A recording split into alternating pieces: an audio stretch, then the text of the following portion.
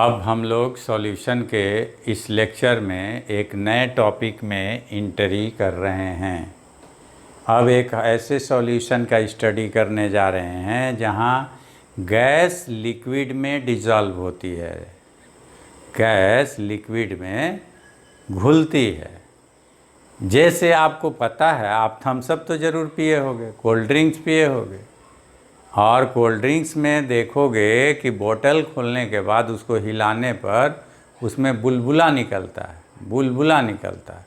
वो बुलबुला क्या चीज़ का होता है? वो गैस का होता है। कौन सी गैस का? CO2 गैस का। थम्स अप में या कोल्ड ड्रिंक्स में गैस को घुलाया रहता है। थम्स अप वाटर और शुगर और भी जो भी चीज़ है का सॉल्यूशन है, उसमें गैस को एक ख़ास प्रेशर देके उसमें घुला दिया जाता है।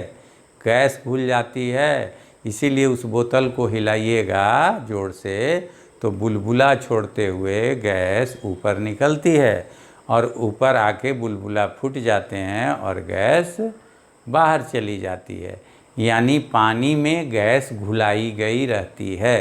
तो अब हम लोग जो टॉपिक पढ़ रहे हैं वो यही पढ़ रहे हैं कि गैस पानी में कैसे घुलती है, क्या क्या उसके कंडीशंस हैं। इन चीज़ों को हम लोग इस टॉपिक में अब जो आ रहा है इसमें पढ़ने जा रहे हैं। कमोबेश हर गैस पानी में घुलती है, कमोबेश। जैसे कि आप जो है जनरल पानी में सी वाटर या रिवर वाटर या पॉन्ड वाटर जो है, इसमें ऑक्सीजन गैस घुली रहती है। कौन सी गैस घुली रहती है? बोलिए। ऑक्सीजन गैस घुली रहती है, हाँ। और उसी ऑक्सीजन गैस के घुले होने के चलते एक्वेटिक एनिमल, जल में रहने वाले जानवर, पानी में रहने वाले जानवर, जो पानी में अंदर रहते हैं जानवर, वो जिंदा रहते हैं उसी घुली हुई गैस की बदौलत। उसी के बल पर जल के जानवर, जल के जीव जैसे मछली जिंदा रहती है। मछली पानी में ऑक्सीजन उसको कहाँ से मिलेगा? तो कहिएगा कि सर पानी में जो हवा में से, ये हवा में जो है ना, ये हवा में ऑक्सीजन जो है ना, ये ऑक्सीजन चाहे तालाब हो, नदी हो, समुद्र हो, वहाँ एक प्रेशर पड़ता है गैस का और ये ऑक्सीजन गैस उस पानी में घुल जाती है। जैसे आपका चीनी पानी में घुल जाता है। चीनी को पानी में घुला है ना, हम देखे थे, आप एक दिन घुला रहे थे, है ना? ठीक। तो जब आप चीनी पानी में घुला रहे थे तो वैसे ही गैस भी पानी में घुल जाती है। और ऑक्सीजन गैस का पानी में घुलने से जो है जल के जानवर जिंदा रहते हैं। यानी कहीं ना कहीं गैस कम या ज़्यादा पानी में घुली रहती है। ठीक। अब जो है gas are soluble in liquid. Gas जो है, अब हम इसी चीज़ को एक्सप्लेन करने जा रहे हैं एप्लीकेशन ऑफ फेज रूल के माध्यम से। Gas are soluble in liquid for a given pair of gas and liquid. एक गिवन पेयर ऑफ गैस और लिक्विड है, जैसे पानी ले लिए और ऑक्सीजन गैस ले लिए, तो ये एक पेयर हो गया। एक ऑक्सीजन गैस, गैस का, और पानी लिक्विड का एक पेयर हो गया। इस पेयर के लिए सॉल्युबिलिटी जो है टेम्परेचर और प्रेशर पर डिपेंड करेगी। और फेज रूल के अनुसार इसको हम लोग इस तरह से लिखते हैं कि नंबर ऑफ कंपोनेंट कितने हैं, कितने सामान आप मिला रहे हैं। तो आप बाइनरी सॉल्यूशन बना रहे हैं, बाइनरी सॉल्यूशन में कंपोनेंट कितने होते हैं? 2। जैसे ऑक्सीजन एंड क्या, वाटर। तो ये 2 कंपोनेंट है। अब फेज कितने हैं ये बताइए। तो नंबर ऑफ फेजेज, अवस्थाएं, तो कितनी अवस्था है? एक गैस की अवस्था है और एक लिक्विड की अवस्था है, तो 2 फेज हैं। कंपोनेंट हो गए 2, C for component 2, P for phase. Phase कितने? 2। कैसे? Gas phase and liquid phase. तो इससे हम लोग डिग्री ऑफ फ्रीडम निकालते हैं, और डिग्री ऑफ फ्रीडम का फॉर्मूला होता है C + P - 2। C हो गया 2, P हो गया 2, और -2 कर दिए तो 2 + 2 - 2 = 2। इसका मतलब ये सिस्टम जो है बाई वेरिएंट है। बाई वेरिएंट का मतलब दो चीज़ों पर वेरिएशन होगा। जैसे देखिए, that is the system is by variant and values of two parameters namely temperature and pressure must be stated in order to define the system completely। इसलिए ये बाई वेरिएंट सिस्टम हो गया। बाई वेरिएंट सिस्टम होने के चलते ये necessary हो जाता है कि बाई वेरिएंट मतलब दो चीज़ों पर इसका वेरिएशन डिपेंड करेगा। यानी कि इसका घुलना, किसका घुलना, गैस का लिक्विड में घुलना दो चीज़ों पे डिपेंड करेगा। वो दो चीज़ें कौन है भाई? तो प्रेशर और टेम्परेचर। आप कितना गर्म रखे हुए हैं अपने सॉल्यूशन को, उस पर डिपेंड करेगा भाई। टेम्परेचर ज़्यादा है तो कम घुलेगा, कम है तो ज़्यादा घुलेगा। ठंडा में थोड़ा ज़्यादा घुलेगा, गर्म में थोड़ा कम घुलेगा।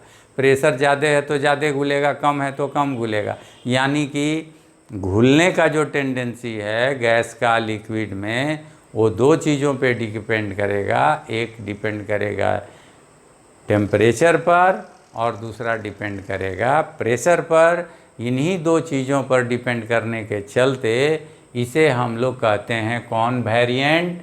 By variant system. अब for a given temperature and pressure it is found that solubility of a gas given temperature and pressure पर, मान लीजिए टेम्परेचर कांस्टेंट कर दिया, प्रेशर कांस्टेंट कर दिया, ठीक है। टेम्परेचर कांस्टेंट, प्रेशर कांस्टेंट, दोनों चीज़ कांस्टेंट, मतलब टेम्परेचर नहीं बदलेगा, प्रेशर नहीं बदलेगा। प्रेशर नहीं बदलेगा, टेम्परेचर नहीं बदलेगा। तो दो चीज़ें जब आपकी नहीं बदल रही हैं, दो चीज़ें नहीं बदलेंगी। कौन दो चीज़ें नहीं बदलेंगी? ना प्रेशर बदलेगी, ना टेम्परेचर बदलेगी। तो ये दो चीज़ें जब नहीं बदलें तो वैसी स्थिति में सॉल्युबिलिटी डिपेंड करेगा ease of liquefaction of the gas. Gas के ईज ऑफ लिक्विफैक्शन पर सॉल्युबिलिटी डिपेंड करेगी। यानी जो गैस जितनी आसानी से लिक्विड बन जाती है, जितनी आसानी से लिक्विड बन जाती है, उस गैस की सॉल्युबिलिटी अधिक होगी। जो गैस मुश्किल से लिक्विड बनती है, उस गैस की सॉल्युबिलिटी कम होगी। जैसे हाइड्रोजन एंड हीलियम मुश्किल से लिक्विड बनती हैं। हाइड्रोजन एंड हीलियम जो है, इनका ईज ऑफ लिक्विफैक्शन कम है किसके तुलना में? CO2, NH3, SO2 के तुलना में। तो इनके तुलना में इनका ईज ऑफ लिक्विफैक्शन कम है, इसलिए H2 और हीलियम की सॉल्युबिलिटी भी CO2, NH3 एंड SO2 की तुलना में कम होगी। जो गैस जितनी आसानी से लिक्विड बन जाती है, जैसे आप तो जानते ही हो और आगे पढ़ोगे भी कि किसी गैस को, और 11th में ये पढ़ना था प्रेशर में, गैसेज में, किसी गैस को हाई प्रेशर दे के ठंडा किया जाता तो लिक्विड हो जाती। सुन लो, किसी गैस को हाई प्रेशर देकर और उसे ठंडा करते हैं तो क्या बन जाती है? लिक्विड। इसी को कहते हैं ईज ऑफ लिक्विफैक्शन। इसे क्या कहते हैं? Ease of liquefaction. तो किसी गैस को हाई प्रेशर देके ठंडा किया जाए तो लिक्विड बन जाती है, इस टेंडेंसी का नाम है ईज ऑफ लिक्विफैक्शन। तो ये आसानी से CO2, NH3, SO2 gas liquid बन जाती हैं, इसलिए ये लोग ज़्यादा पानी में घुलती हैं। और हाइड्रोजन और हीलियम आसानी से लिक्विड नहीं बनती हैं, इसलिए पानी में ये गैसें हाइड्रोजन और हीलियम कम घुलती हैं, ठीक है। तो जो है, इसलिए ये चीज़ें हैं। और देखिए,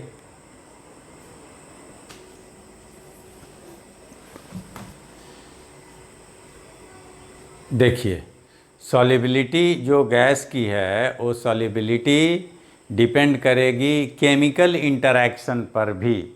कोई गैस कितना वाटर में या जिस सॉल्वेंट में डिज़ोल्व किया जा रहा है उसमें कितना डिज़ोल्व कर रही है, कितना अधिक से अधिक गैस डिज़ोल्व कर रही है, ये डिपेंड करेगी कि वो गैस उस सॉल्वेंट के साथ केमिकल इंटरैक्शन करती है या नहीं करती है, इस पे डिपेंड करेगी। तो जैसे कुछ गैसें केमिकल इंटरैक्शन करती हैं तो वो ज़्यादा डिजॉल्व करेंगी, या जो नहीं करती हैं वो कम डिजॉल्व करेंगी। जैसे NH3 वाटर के साथ केमिकल इंटरैक्शन करेगी और करके NH4OH यानी कि क्या, अमोनियम हाइड्रोक्साइड बनाएगी। अमोनियम हाइड्रोक्साइड फिर वाटर में टूट जाता है आयन में, ammonium ion and hydroxide ion में टूट जाता है। ठीक उसी तरह से CO2 गैस अगर आप डिजॉल्व कराएंगे, जैसे थम्सअप में रहती है यही गैस, तो CO2 गैस वाटर में डिजॉल्व होके H2CO3 बनाएगी और ये H2CO3 फिर वाटर में H+ एंड CO3-2 में टूट जाता है। ये होता है वाटर में। इसके बाद SO2 गैस वाटर में डिजॉल्व होती है और वाटर में डिजॉल्व होके H2SO3 बनती है और फिर वाटर में ये फर्दर HSO4- और H+ में टूट जाती है। इस तरह बहुत सारी गैसें जो है वाटर के साथ इंटरैक्शन करती हैं और इंटरैक्ट करके उसमें डिजॉल्व होती हैं, उसमें घुलती हैं। तो अगर वो इंटरैक्ट करती है तो ज़्यादा घुलेगी और इंटरैक्ट नहीं करती है तो कम घुलेगी। इसलिए गैसों का घुलना जो है किसी लिक्विड में, ये उनके बहुत सारे कैरेक्टर पर डिपेंड करता है। ये सारी चीज़ें जो गैस घुलती है लिक्विड में वो डिफरेंट कैरेक्टर पे डिपेंड करता है। वे कैरेक्टर हैं, वो बहुत सारे फैक्टर हैं, जिनमें पहला फैक्टर है nature of the gas. Gas के नेचर पर, गैस का स्वभाव कैसा है। गैस का स्वभाव इंटरैक्शन करने वाला होगा तो नेचुरली वो ज़्यादा डिजॉल्व करेगी। और गैस का सोल्वेंट के नेचर पर भी डिपेंड करता है। सोल्वेंट कैसा है भाई, सोल्वेंट अगर उस गैस से इंटरैक्शन करने के लिए रेडी है तब तो वो इंटरैक्शन करेगी, तब तो ज़्यादा घुलेगा। तो सोल्वेंट के भी नेचर पे डिपेंड करेगा। और तीसरा केस है कि टेम्परेचर पर भी डिपेंड करेगी। टेम्परेचर पर भी डिपेंड करेगी कि टेम्परेचर बढ़ाइएगा घटाइएगा तो ज़्यादा घुलेगी कम घुलेगी। और प्रेशर पर भी डिपेंड करेगी। तो इन सारे फैक्टरों पर गैस का ज़्यादा और कम घुलना डिपेंड करेगा। अब क्वेश्चन ये है कि गैसों की सॉल्युबिलिटीज ऑफ गैस, गैसों की सॉल्युबिलिटी हम लोग कैसे एक्सप्रेस करेंगे, कैसे बताएंगे कि गैस की सॉल्युबिलिटी बताने का तरीका, गैस का सॉल्युबिलिटी जो लिक्विड में है वो बताने का आखिर तरीका क्या होगा, वो किस तरीके से हम लोग बताएंगे कि गैस की इस लिक्विड में सॉल्युबिलिटी क्या है, क्या तरीके होंगे। तो एक तरीका, पहला तरीका है एब्जॉर्प्शन कोफिशिएंट के टर्म में, यानी इसको अल्फा से डिनोट करते हैं। Solubilities of gases can be expressed either in terms of absorption coefficient alpha. Solubility को इस टर्म में एक्सप्रेस किया जाता है, अल्फा लिखे तो इससे आप समझिएगा कि ये गैस की सॉल्युबिलिटी है। और दूसरा तरीका है coefficient of solubility, that is beta. तो बीटा से भी गैस की सॉल्युबिलिटी डिनोट की जाती है। तो बीटा लिखें और अल्फा लिखें, ये अल्फा और बीटा दोनों एक्सप्रेस करने का तरीका है गैस की सॉल्युबिलिटी को। ठीक है।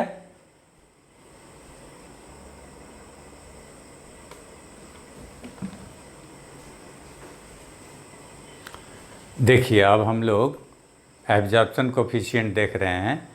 आर बंसन नाम का एक साइंटिस्ट था जो ये एब्जॉर्प्शन कोफिशिएंट हम लोगों को बताया था, इसीलिए इसका नाम बंसन एब्जॉर्प्शन कोफिशिएंट भी है इसका नाम। इसने कहा क्या, तो इसने क्या कहा, कुछ विशेष नहीं कहा। ये कहा कि अगर टेम्परेचर, देखिए बाई वेरिएंट है, आपको याद है ना, बाई वेरिएंट है तो टेम्परेचर और प्रेशर पे डिपेंड करेगा। ठीक है।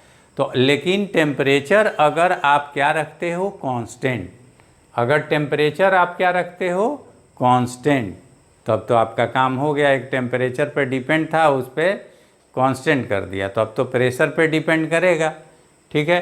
तो it is defined as volume of a gas, किसी भी गैस का वो वॉल्यूम जो रिड्यूस कर दिया जाए उसे एनटीपी पर, यानी गैस का वॉल्यूम जिसे एनटीपी पे कन्वर्ट कीजिए। जैसे P1 V1/T1 = P2 V2/T2 होता है ना, तो किसी भी कंडीशन के गैस को हम लोग एनटीपी पर कन्वर्ट कर लेते हैं, तो रिड्यूस कर लेते हैं। तो एनटीपी पर कोई भी गैस का कोई भी वॉल्यूम जिसको हम चेंज कर लेंगे किस पे, एनटीपी पर, एनटीपी का मतलब 1 atm एंड 0 डिग्री C पर, ठीक है, that has been dissolved by unit volume of solvent.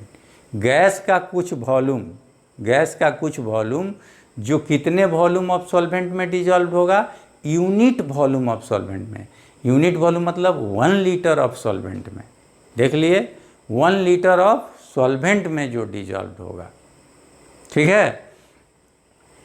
तो 1 लीटर ऑफ सॉल्वेंट में unit volume of solvent under A partial pressure of 1 atm। किस पार्शियल प्रेशर पर, 1 atm के पार्शियल प्रेशर पर, उसी वॉल्यूम को हम लोग कहते हैं एब्जॉर्प्शन कोफिशिएंट। इस वॉल्यूम को, volume of gas reduce to NTP that has been dissolved in unit volume of solvent at partial pressure of 1 atm is known as absorption coefficient, ठीक है। तो ये एब्जॉर्प्शन कोफिशिएंट हो गया। अगर मान लीजिए कि आपकी V नॉट गैस डिजॉल्व आप कर दिए हैं, V नॉट गैस आप डिजॉल्व कर दिए हैं किस चीज़ में, V वॉल्यूम ऑफ सॉल्वेंट में।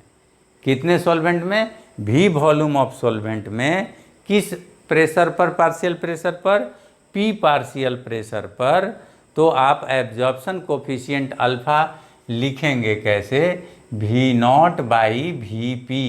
ये V नॉट है जो गैस घुल गई है, ये V नॉट क्या है, जितनी गैस लिक्विड में, कितने लिक्विड में, V volume of, capital V volume of liquid में, किस प्रेशर पर, P प्रेशर पर घुल गई है, उसी को हम लोग V नॉट कहेंगे। तो alpha is equal to V nought by V into P। P हुआ प्रेशर, जिस प्रेशर पर गैस घुल रही है, और ये कैपिटल V हुआ जिस वॉल्यूम ऑफ लिक्विड में घुल रही है, और V नॉट हुआ जितनी गैस का वॉल्यूम एनटीपी पर घुल रही है, उसी को हम लोग कहते हैं अल्फ़ा, इस रेशियो को। और किसी गैस का अमाउंट ऑफ गैस, जो गैस का अमाउंट हो जो डिजॉल्व होगा यूनिट वॉल्यूम ऑफ सॉल्वेंट में, इकाई वॉल्यूम ऑफ सॉल्वेंट में, 1 वॉल्यूम ऑफ सॉल्वेंट में, under the partial pressure of कितना, 1 atm, 1 atm के पार्शियल प्रेशर पर, उसको हम लोग अमाउंट को शो करते हैं C is equal to V nought by VM by VP। तो V nought by VM by VP, V nought by VP इसको तो हम लोग अल्फ़ा बोलते हैं ना, और ये डिवाइडेड बाई VM है, ये तो नीचे आ जाएगा, तो ये हो जाएगा अल्फ़ा बाई VM, जहाँ VM है molar volume of the gas, molar volume of the gas at NTP. Molar volume तो आप जानते ही हैं 22.4 लीटर होता है, तो गैस का मोलर वॉल्यूम दे दिया जाएगा यहाँ VM गैस का, तो उससे ये पता चल जाएगा कि अमाउंट ऑफ गैस कितनी डिजॉल्व हुई। तो amount of gas dissolve C will be equal to alpha by VM। तो अब डायरेक्ट आप निकाल सकते हैं amount of gas dissolve alpha यानी absorption coefficient by molar volume कर दीजिएगा, आपका ये काम हो जाएगा, ठीक है।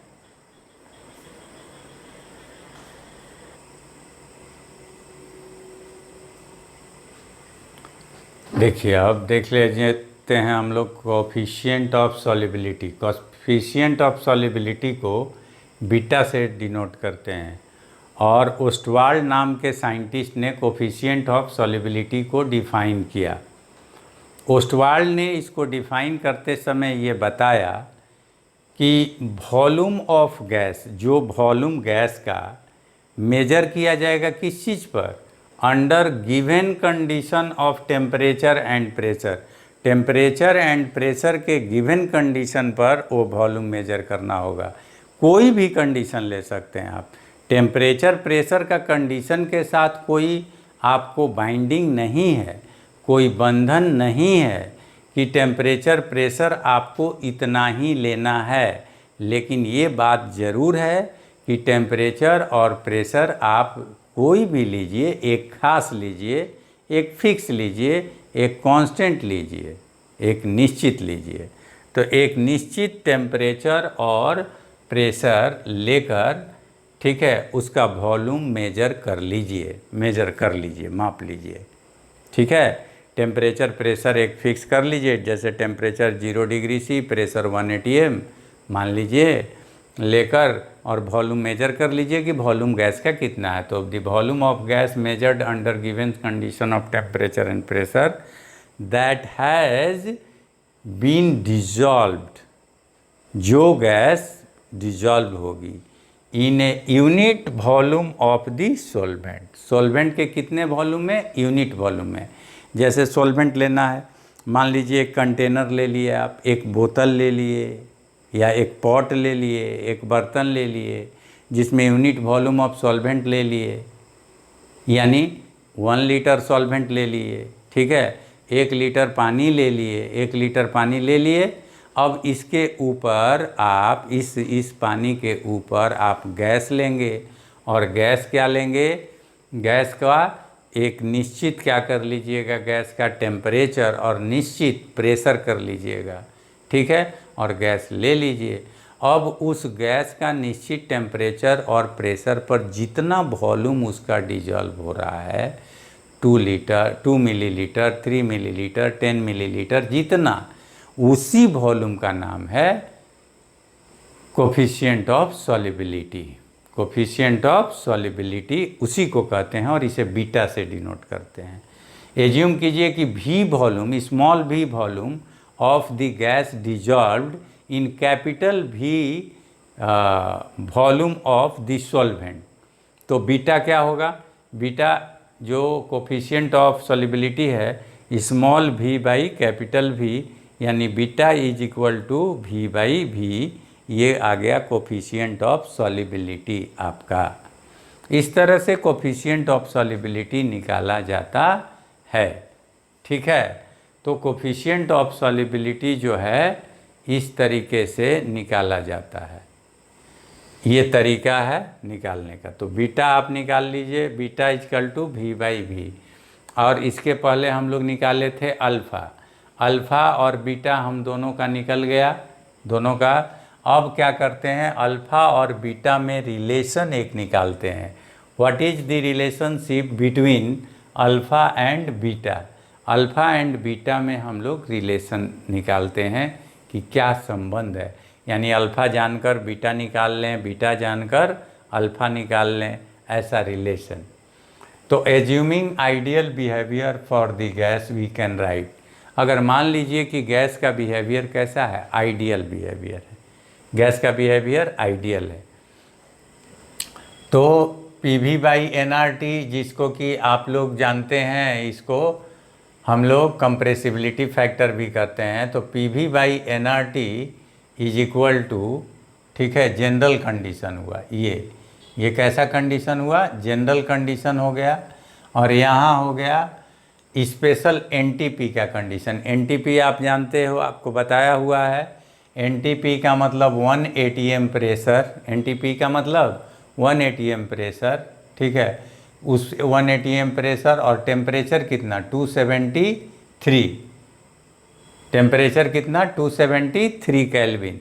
ये NTP का कंडीशन है। प्रेशर 1 atm और टेम्परेचर 273, तो कंडीशन हुआ NTP का। और V0 वॉल्यूम है आपका, जो आपका घुल रहा है, जो भी सॉल्वेंट सॉल्यूट, यानी जो भी गैस है। अब यहाँ NR को क्या कर लीजिए? कैंसिल कर दीजिए। NR को कैंसिल कर दीजिए। ठीक है, और इसको स्मॉल भी ही रहने दीजिए। अब स्मॉल भी इज इक्वल टू, ये P चला जाएगा नीचे, और ये T चला जाएगा कहाँ? ऊपर। ये चला जाएगा कहाँ? नीचे, और ये चला जाएगा ऊपर।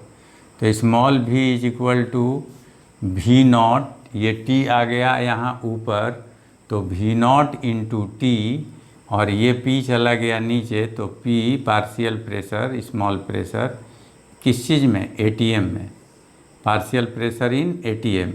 और यहाँ टेम्परेचर किस चीज़ में है, 273 केल्विन। ये एनटीपी वाला है, ये एनटीपी वाला है आपको टेम्परेचर।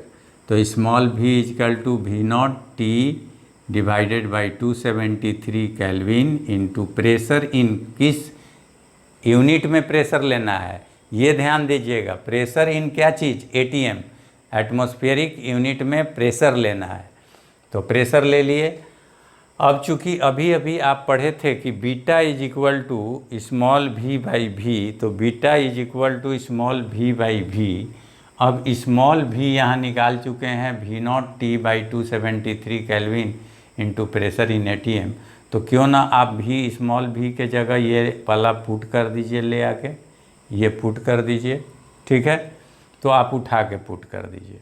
तो now substituting small v from first into second, first वाले में से स्मॉल v को उठा के सेकंड में पुट कर दीजिए। तो beta is equal to v के जगह पुट कर रहे हैं, V naught T by 273 into pressure in ATM by divided by नीचे capital V।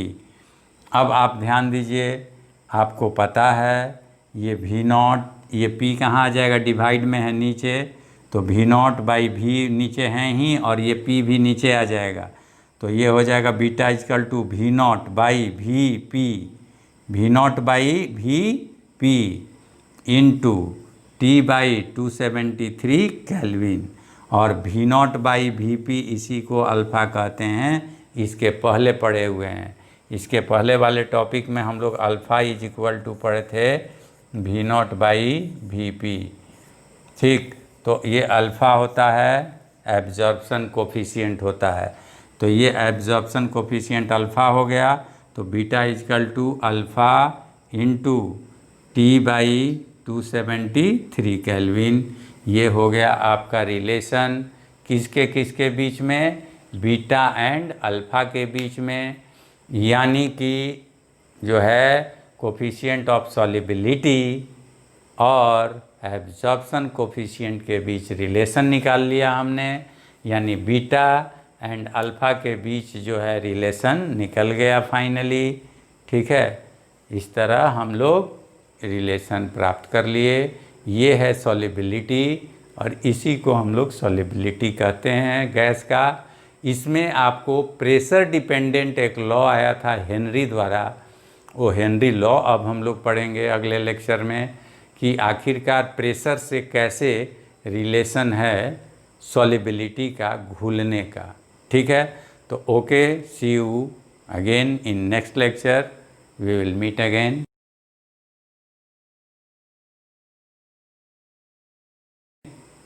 See you and see you.